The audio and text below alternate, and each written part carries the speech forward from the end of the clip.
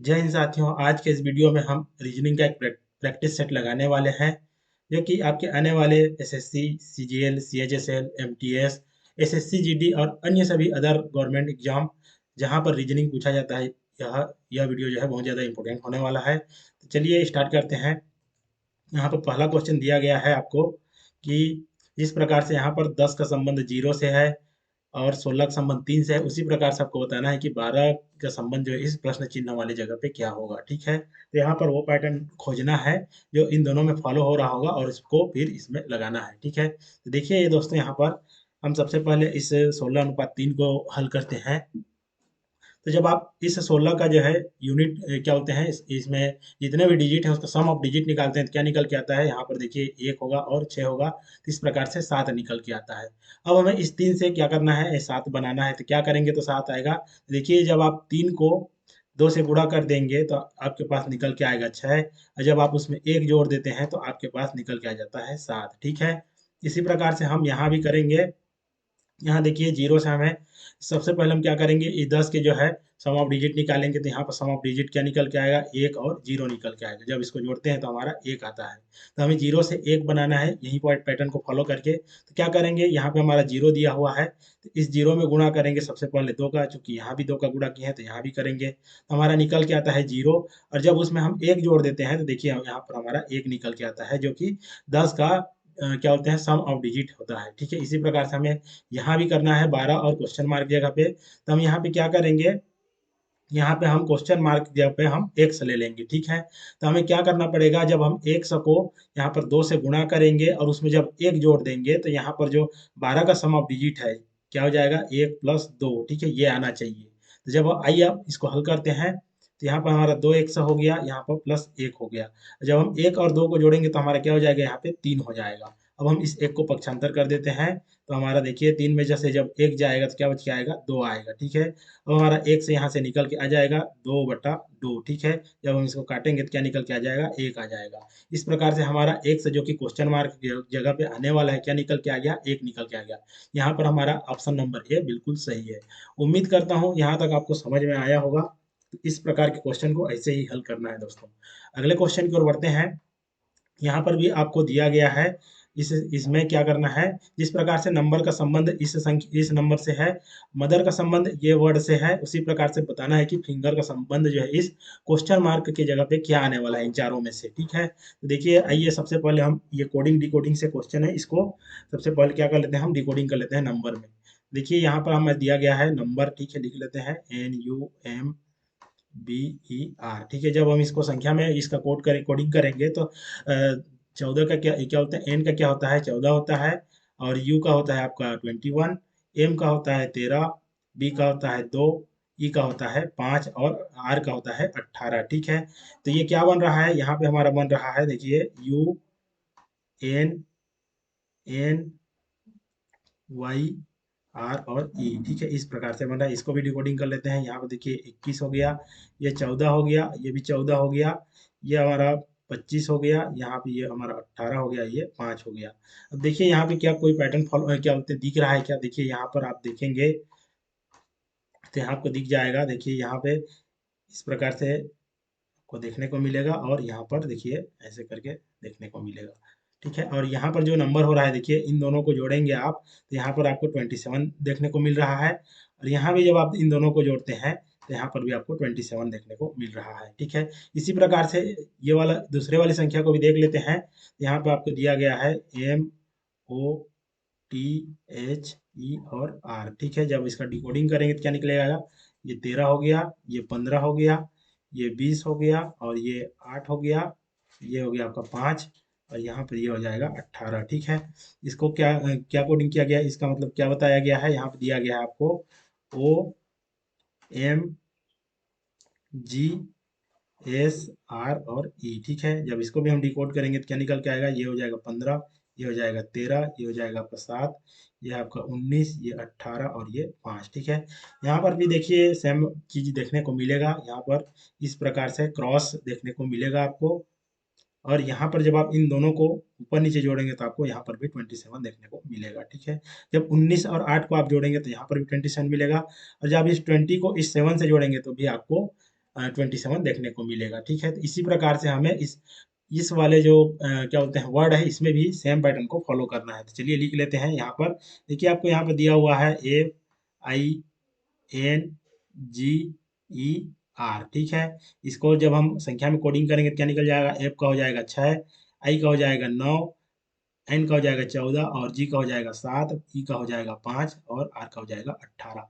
तो यहाँ पर देखिए क्रॉस वाला यहाँ पर फॉलो होगा, यहाँ पर भी क्रॉस वाला फॉलो होगा। यहाँ पर क्या होगा? यहाँ पर जो है ऊपर और नीचे को जब जोड़ेंगे हमारा, तो 27 आना चाहिए यहाँ पर दोनों पे। देखिए यहाँ पर जो जब F है तो यहाँ पर भी F हो जाएगा, यहाँ पर I है तो यहाँ पर भी I हो जाएगा, और यहाँ पर देखिए 14 है तो इसमें क्या जोड़ेंगे तो हमारा 27 होना चाहिए। यहाँ पर जब हम M लिखेंगे तो M का कोडिंग होता है आपका 13, जब हम दोनों को जोड़ते हैं तो हमारा 27 निकल के आ जाता है। इसी प्रकार यहाँ पे G देखिए, G का कोड होता है 7, जब हम इसमें 20 को जोड़ेंगे तो हमारा 27 बन जाएगा। तो 20 किसका होता है? T का होता है। इसी प्रकार से अब इसमें क्रॉस वाला लगा देंगे तो जब यहाँ R है तो यहाँ पर भी R हो जाएगा, और यहाँ E है तो यहाँ पर भी E हो जाएगा। ठीक है, तो हमारा क्या निकल के आया? यहाँ पर निकल के आया IFMTR और E। ठीक है, ये वाला कोडिंग देखिए कौन से ऑप्शन में दिख रहा है, तो यहाँ पर आप ध्यान से देखेंगे तो आपको देखने को मिल जाएगा ऑप्शन नंबर सी में यही वाला कोडिंग देखने को मिल रहा है, जो कि सही आंसर है। ठीक है, इसी प्रकार से इसको हल करना है। चलिए अगले क्वेश्चन की ओर बढ़ते हैं। अगले क्वेश्चन में आपको दिया गया है कुछ कोड। ठीक है, जैसे कि यहाँ पे ARE दिया हुआ है जिसका कोड है 87। इसी प्रकार से NOT दिया गया है जिसका कोड है आपका 4197। उसी प्रकार से आपको बताना है कि ये जो CAT है इसका कोड क्या होगा। ठीक है, तो यहाँ पे देखिए दोस्तों कि ARE में ऐसा क्या क्या ऐसी क्या क्रिया किया गया है कि हमारा 87 निकल के आया है, आपको देखना है यहाँ पे। सबसे पहले इसको हम डिकोड कर लेते हैं संख्या में। देखिए ए का होता है 1, आर का होता है 18 और ई का होता है हमारा 5। ठीक है, तो इससे हमें 87 बनाना है। इसी प्रकार से जो एन ओ टी दिया हुआ है हमारा, इसका देख लेते हैं। तो इसका होता है 14 और इसका होता है आपका ओ का होता है आपका 15 और टी का होता है 20। ठीक है, इससे हमें क्या बनाना है? इससे हमें बनाना है 4197। ठीक है, देखिए संख्या हमें यहाँ बड़ी बड़ी दिख रही है, तो यहाँ पर हमें मल्टीप्लाई करके देखते हैं। तो यहाँ पे देखिए एक को जब आप 18 से मल्टीप्लाई करेंगे और इसको 5 से मल्टीप्लाई करेंगे तो आपको क्या निकल के आएगा? 18 एकम 18 हो गया, 18 पंचे 90। ठीक है, यहाँ पे 90 आ गया, जो कि इस 87 के करीब दिख रहा है। तो यहाँ पर 87 कैसे आएगा? तो जब इसमें आप 3 को घटा देंगे तो यहाँ पे 87 निकल के आ जाएगा। यहाँ पर देखते हैं, यहाँ पर दिया हुआ है आपको 14, इसमें हम मल्टीप्लाई करेंगे हम 15 और 20 को। ठीक है, देखिए जब 15 और 20 को गुणा करेंगे तो 300 हो जाएगा, और 300 को 14 से गुणा करेंगे तो हमारा 4200 निकल के आ जाएगा। और जब हम इसमें 3 घटा देंगे तो हमारा क्या निकल के आ जाएगा? हमारा 4197 निकल के आ जाएगा। देखिए दोस्तों यहाँ पे कौन सा पैटर्न फॉलो हो रहा है? जो यहाँ पर जो भी मतलब लेटर दिए गए हैं उसके जो कोड है संख्या, उनका आपस में मल्टीप्लाई हो रहा है और उसमें 3 का माइनस हो रहा है। तो हम सेम क्या करेंगे? इस CAT में हम इस CAT में भी हम सेम चीज करेंगे।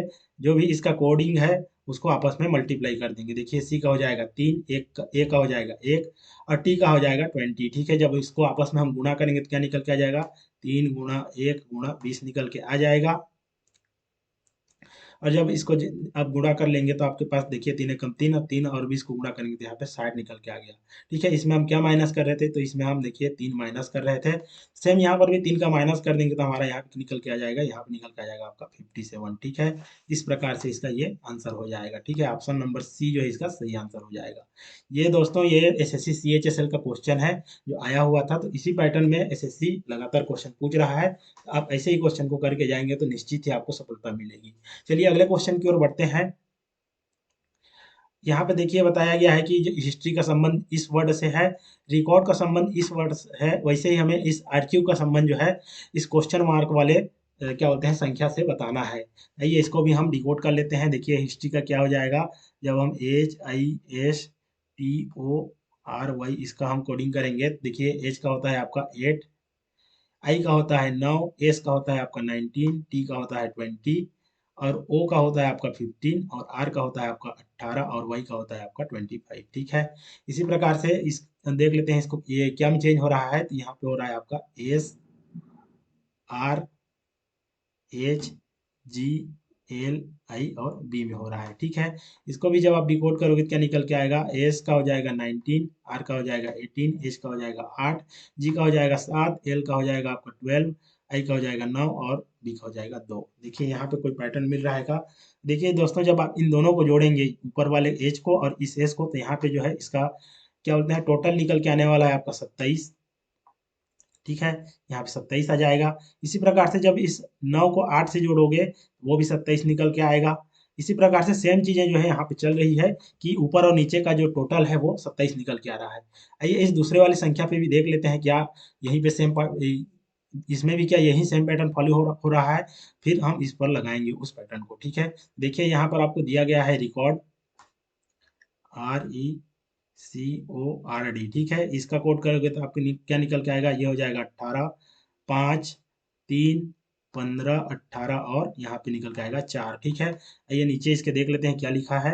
आपको देखने को मिलेगा यहाँ पे IVXLIW। ठीक है, इसको भी जब आप कोडिंग करेंगे तो क्या निकलेगा, यहाँ पे 9 हो जाएगा, यहाँ पे ये 22 हो जाएगा, यहाँ पे ये एक्स का हो जाएगा आपका 24, ये हो जाएगा आपका 12 और ये 9 और ये आपका हो जाएगा 23। ठीक है, यहाँ पर भी देखिए दोस्तों, जब आप इन दोनों को जोड़ोगे तो यहाँ पर भी 27 निकल के आएगा।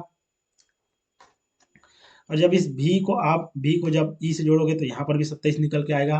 और जब एक्स को इस सी से जोड़ोगे तो यहाँ पर भी 27 आएगा। ठीक है, तो यहाँ पे कौन सा पैटर्न फॉलो हो रहा है, जो ऊपर और नीचे का जो टोटल हो रहा है वो 27 निकल के आ रहा है। तो ये इसको भी हम कर लेते हैं, ARCHIVE। ठीक है, यहाँ पे जब आप इसका कोडिंग करोगे तो क्या निकलेगा, एक हो जाएगा, ये 18 हो जाएगा, ये 3 हो जाएगा, ये हो जाएगा आपका 8, ये हो जाएगा आपका 9, ये हो जाएगा आपका 22 और ये 5। ठीक है, क्योंकि हमें ऊपर और नीचे को का टोटल कितना निकालना है, 27 निकालना है। तो जब हम एक में क्या जोड़ेंगे, 26 से जोड़ेंगे तो हमारा 27 निकल के आएगा, और जो कि जेड का जो है कोडिंग होता है। ठीक है, इसी प्रकार से आर के लिए क्या निकल आ जाएगा, यहाँ पे 9 आ जाएगा, जो कि आई का होता है। ठीक है, इसी प्रकार से सी का क्या हो जाएगा अपोजिट, यहाँ पे हो जाएगा आपका, यहाँ पे एक्स हो जाएगा, जो कि 24 होता है। एच का क्या हो जाएगा, यहाँ पे आपको 19 लिखना पड़ेगा, जो कि आर है। इसी प्रकार से आई का भी उल्टा क्या हो जाएगा, 18 हो जाएगा, और ये एस हो जाएगा। ठीक है, ये हो जाएगा आपका आर, और ये हो जाएगा आपका भी का मतलब 22 है, तो यहाँ पे ई हो जाएगा, जो जिसका होता है 5। इसी प्रकार से यहाँ पे जब 5 है तो यहाँ पर भी क्या हो जाएगा, आपका हो जाएगा, आपका भी हो जाएगा। ठीक है, 22 हो जाएगा। ठीक है, इस प्रकार से देख लेते हैं कि ऐसा कौन सा मतलब कौन से ऑप्शन में ये चीज दिया हुआ है। ZIXSREV। देखिए यहाँ पर आपको पहले ऑप्शन में ही देखने को मिल जाएगा, ZIXSREV। ठीक है, यही आपका आंसर हो जाएगा। तो इसी प्रकार से आपको कोडिंग करना है दोस्तों, जिससे आप आसानी से आंसर निकाल पाओगे। चलिए अगले क्वेश्चन की ओर बढ़ते हैं।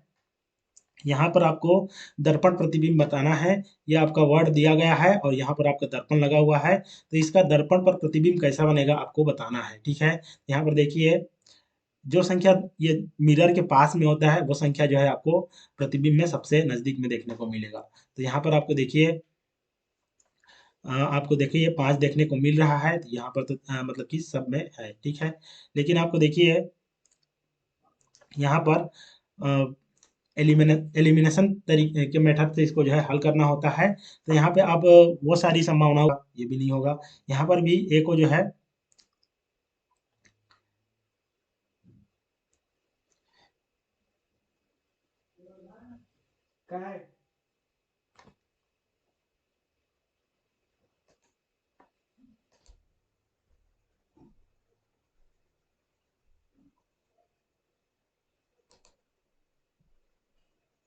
तो यहाँ पर आपके दो ऑप्शन तो एलिमिनेशन से कट गए। ठीक है, अब देखिए आपके पास बचता है दो ऑप्शन। यहाँ पर देखिए, इसमें अब देखिए डिफरेंस क्या है। ठीक है, तो यहाँ पर आप देखेंगे तो यहाँ पर सारी संख्याएं सिमिलर दे रखी है। यहाँ पे यही इसका आंसर हो जाएगा। यहाँ पे दोनों ऑप्शन जो है समान दिया गया है, जो कि दोनों ही सही होगा यहाँ पर। ठीक है, इस प्रकार से आपको मिरर वाले क्वेश्चन है उसमें एलिमिनेशन टेक्निक को लगाना है। ठीक है, ताकि आपका आंसर जो है आसानी से आ जाएगा। चलिए अगले क्वेश्चन की ओर चलते हैं। अगला क्वेश्चन यहाँ पर भी आपको दिया गया है, ये यहाँ पर ये वर्ड, इसका आपको मिरर बताना है, मिरर इमेज क्या होगा। यहाँ पर भी देखिए 3 जो है वो सबसे नजदीक होगा, उसके बाद के होगा, उसके बाद 2, 8 और एच, उसके बाद जो है टी होगा। ठीक है, आइए देखते हैं कि यहाँ पर हम क्या एलिमिनेट कर सकते हैं। यहाँ पर ऑप्शन को ही देखकर आप यहाँ पे देख के बता सकते हैं दोस्तों। यहाँ पे देखिए इन तीनों में क्या है, इन लास्ट के तीनों में दो को उल्टा कर दिया गया है, जो कि दो उल्टा नहीं होगा। देखिए दो का जो ये शीर्ष वाला जो एरिया है उसको नीचे कर दिया गया है, क्योंकि ऐसा नहीं होता है। तो यहाँ से देखते ही यहाँ से आप इन तीनों ऑप्शन को काट देंगे और यही आपका आंसर हो जाएगा। देखिए दोस्तों, इसको आप सेकंडों में हल कर सकते हैं इस प्रकार से। ठीक है, अगले क्वेश्चन की ओर बढ़ते हैं। अगला क्वेश्चन है आपका, यहाँ पर सिलोजिज्म का क्वेश्चन है। यहाँ पर आपको कुछ कथन दिए गए हैं, उस कथन के हिसाब से आपको बताना है कि इस निष्कर्ष में से कौन कौन से सही होंगे। ठीक है, आपके पास यहाँ पर देखिए निष्कर्ष क्या होते हैं, कथन दिया गया है। यहाँ बताए क्या होते हैं, यहाँ पे कथन दिया गया है।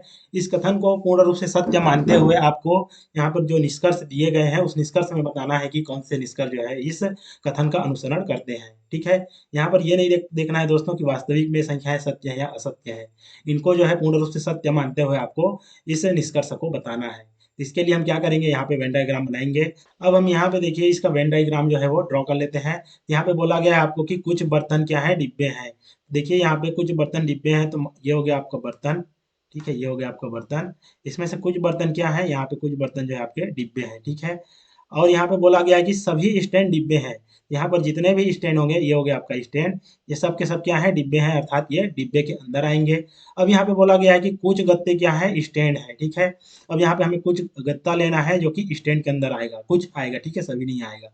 इस प्रकार से जब आप ड्रॉ करेंगे, देखिए कुछ जो गत्ते हैं आपके वो स्टैंड हो जाएंगे। ठीक है, अब यहाँ पे आपको कुछ निष्कर्ष दिए गए हैं, यहाँ पर आपको ढूंढ के बताना है कि इनमें से कौन कौन से सही है। यहाँ पे बोला जा रहा है कि कुछ गत्ते डिब्बे हैं। ठीक है, इनमें से आपको बताना है कि ये हो गया आपका गत्ता। ठीक है, ये गत्ते डिब्बे के अंदर क्या आ रहे हैं, देखिए वो ही मतलब कि गत्ते का वो हिस्सा जो स्टैंड के अंदर आता है। ठीक है, वो डिब्बे के अंदर भी आएगा, क्योंकि सारा का सारा स्टैंड किसके अंदर है, इस डिब्बे के अंदर है। तो यहाँ पे ऑप्शन एक क्या बोलते हैं, निष्कर्ष नंबर एक जो है आपका सही हो जाएगा।